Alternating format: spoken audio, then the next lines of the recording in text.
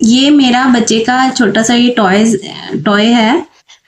तो उनकी तरफ से ये मतलब बेकार है, वो खेलते नहीं थे इससे। तो मैं इसको फेंकना नहीं चाहती थी क्योंकि ये बिल्कुल परफेक्ट है। तो इसको हम थोड़ा रीयूज करेंगे।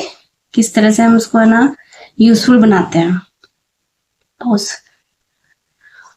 ये फेवी बॉन्ड है। मैंने फेवी बॉन्ड को, ये मैग्नेट है, ये छोटा सा मैग्नेट है।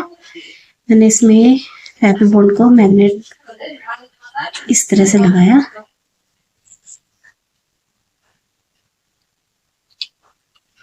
और